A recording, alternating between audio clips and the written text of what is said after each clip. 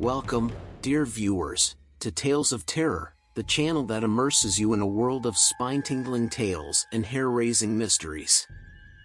I extend my hand to you, intrepid adventurers, as we begin a journey through the fearsome depths of human existence. Here at Tales of Terror, we weave stories that will leave you breathless and captivated, and forever change the way you perceive the shadows that dance in the corners of your reality.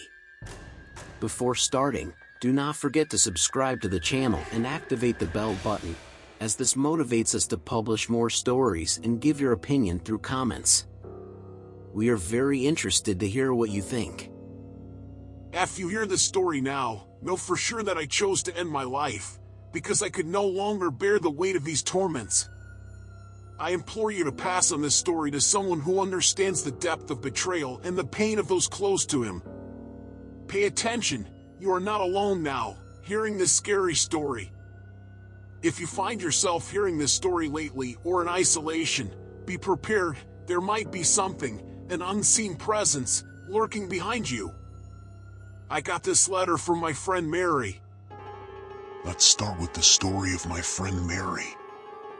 Within just a month's time, box number 8 had mysteriously appeared in my possession, leaving me mystified as to its origin. Its arrival was shrouded in intrigue, for every time I cautiously opened my door, there was a little package wrapped in a fancy wrapper with no recognizable pattern. Oddly enough, my name is spelled haphazardly, as if it were written sporadically between breaths. At first, I ignored the box, opting to store it away in a room designated for forgotten items. As a prominent media personality, I can't help but suspect someone caught my eye with this enigmatic gesture. However, I stubbornly resisted such notions and redirected my focus toward my work. However, an insatiable curiosity began to gnaw at me, forcing me to unearth the mystery hidden within me. Finally giving in to temptation, I opened the lid without stealing a look at its contents. My hand gingerly reached inside, only to be met by a sticky substance that clung to my skin.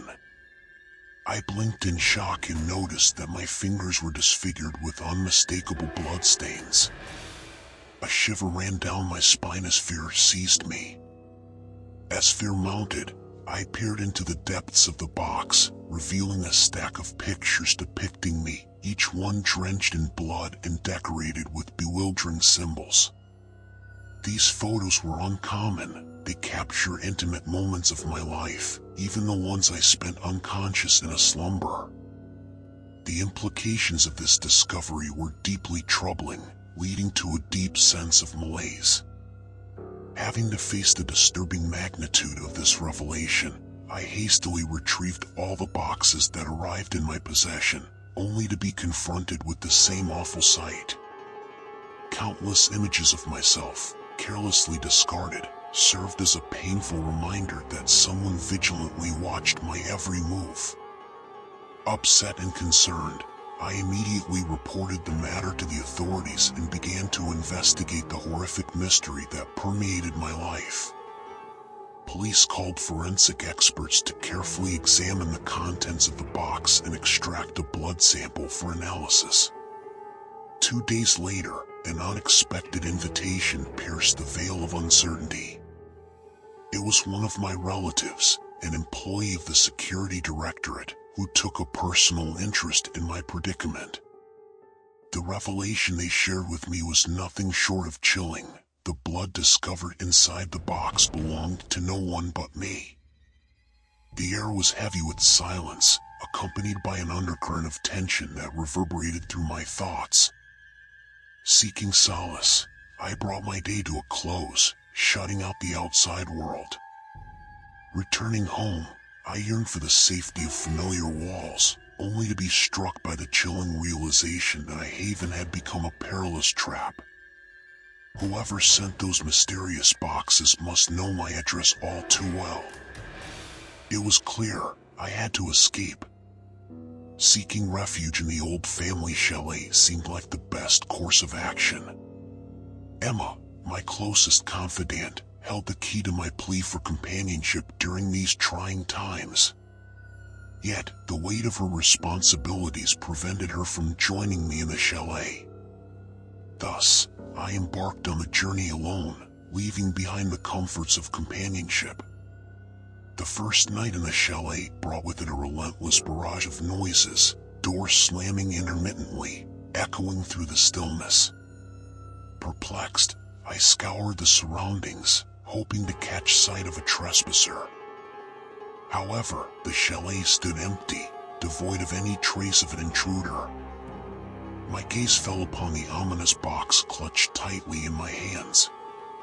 Fear constricted my heart, rendering me hesitant to uncover its secrets. But an undeniable compulsion nudged me forward. The box slipped from my grasp and crashed onto the kitchen floor with an ear-splitting thud. I approached with caution, each step muffled by the weight of anticipation. Blood tainted the once pristine tiles, spreading like a sinister stain. Curiously, peculiar symbols etched in the footprints of a child adorned the kitchen walls, even extending to the ceiling.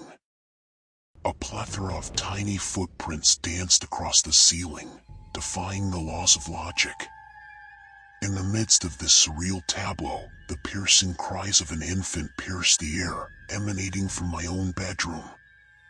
Hindered by a sudden numbness that gripped my legs, I struggled to traverse the space, yearning to reach the source of the distress. The door creaked open silently, revealing a sight that defied reason, an inconsolable child swathed in white, perched upon my bed. How had this child come to be here? Approaching cautiously, I was seized by an inexplicable sense of movement behind me. With trepidation, I turned, only to find emptiness enveloping the room, save for myself and the vanishing child. Panic gripped me as confusion and disbelief waged war within my mind, leaving me shattered and bereft of comprehension. The room echoed with my anguished cries, a testament to the unraveling of my sanity, while the enigma that had enshrouded my life grew ever more inscrutable. Once more, the haunting knocks reverberated through the room, drawing my attention to the enigmatic box resting on the table. To my astonishment, the sound emanated from within the confines of the very box itself. With trembling hands, I gingerly lifted the lid, revealing the first photograph within. In an instant, a shockwave surged through my veins, causing my blood to run cold. I found myself grappling to comprehend the significance of the multitude of pictures before me. Each one bore peculiar symbols and cryptic words adorning their reverse side. As I glanced toward the mirrors adorning the walls, a disconcerting sight awaited me. I beheld the reflection of a child seated beside me, yet this apparition was visible solely within the confines of the reflective surfaces. The mirrors revealed an unsettling truth. The presence standing behind me, near the child, eluded my direct line of sight. A surge of heat engulfed the room, intensifying the atmosphere, as the child's cries echoed once more. Through the mirrors, I witnessed tears streaming down my face, mirroring the child's distress.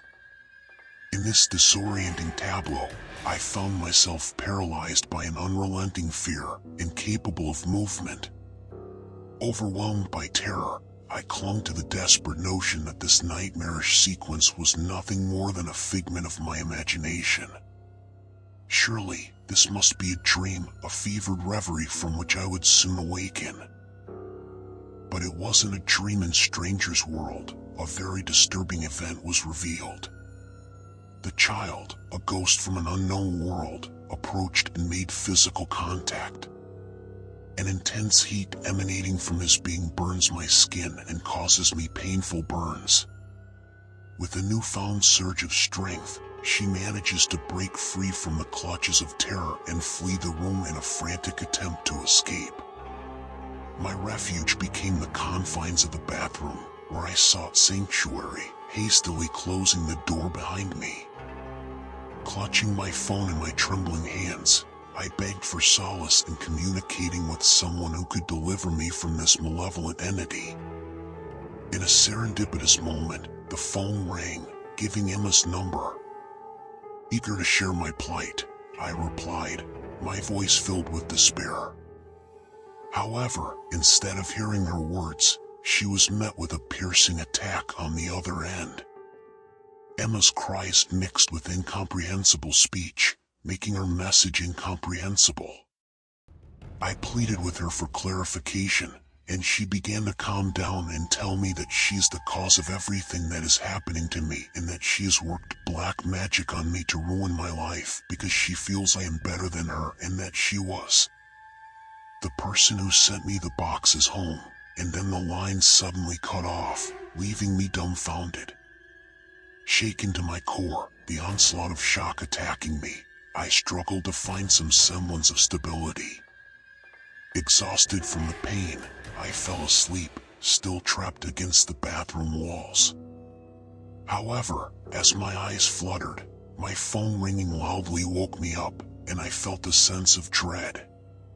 Jack was calling from Emma's phone, his voice tinged with fear and terror, revealing the unthinkable: Emma committed suicide. My mind staggered trying to reconcile the series of misfortunes that had befallen me.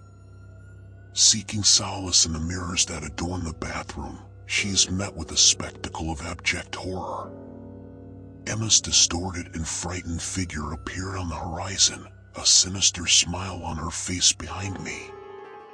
She cradles the baby in her arms, personifying mystery and malice. In his wake, a tall and sinister entity babbled madly. Laughter surged inside me, and a flood of hysteria escaped my lips. I found myself drained of mad amusement at the absurdity of it all. If you are hearing this story now, know for sure that I chose to end my life, because I could no longer bear the weight of these torments. I implore you to pass on this story to someone who understands the depths of betrayal and the pain of those close to him. Pay attention, you are not alone at the moment, hearing this scary story. If you find yourself hearing this story recently or in isolation, be prepared, there might be something, an unseen presence, lurking behind you. Today's story is over. Our stories are not over yet. See you tomorrow in a new day of horror. Goodbye.